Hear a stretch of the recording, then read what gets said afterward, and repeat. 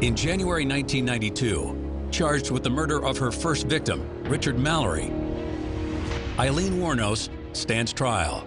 Ms. Wuornos was only on trial for the Mallory murder, but the jury was presented with this very hyperbolized idea that this is this female serial killer, and it is very difficult to believe that a lay jury is going to be able to put those other cases aside and truly evaluate her self-defense claim.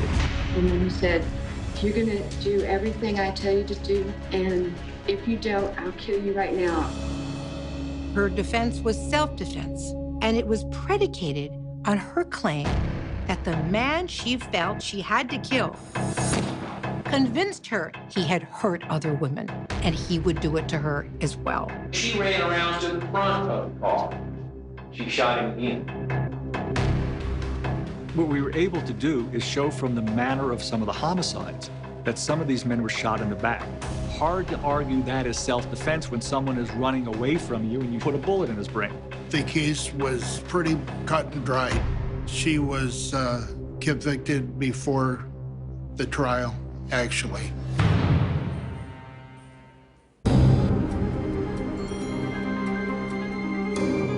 She had every right to shoot Mr. Mallory. She was terrified, and she defended herself.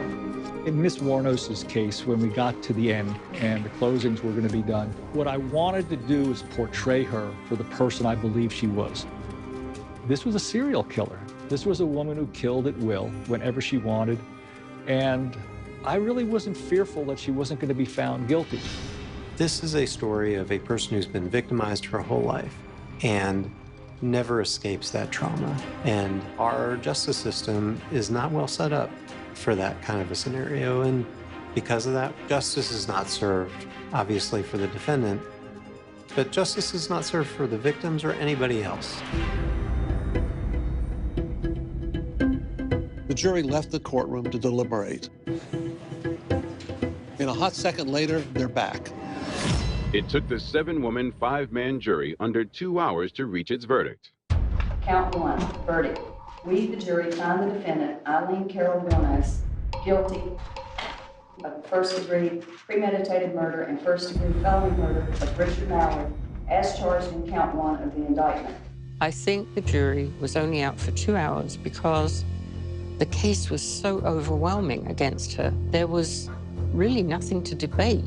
Given the fact that really no evidence was even brought in for the Mallory case when she was found guilty, it was crazy. Even though Aileen was only on trial for the murder of her first victim, the judge had allowed the prosecution to introduce similar fact evidence of the other murders at the trial. Judge Blau said we should consider the case at hand and not factor in the other cases, which is impossible. I struggled with that. I think it served to seal the fate of Aileen Wuornos. When they convicted her, I was so relieved because at least she was gonna have to pay. The 35-year-old defendant is visibly angered by the verdict.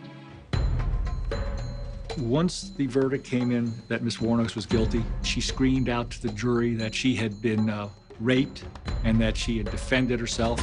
I was raped. I hope you get raped. Scumbags of America. Scumbags of America. That's what she said. I was taken back by it, really. She had nothing going for her and caused me to really resent her. She basically said to the jury, you know, F you. It was not a way to endear yourself to a jury that would weigh in on if you're going to live or die.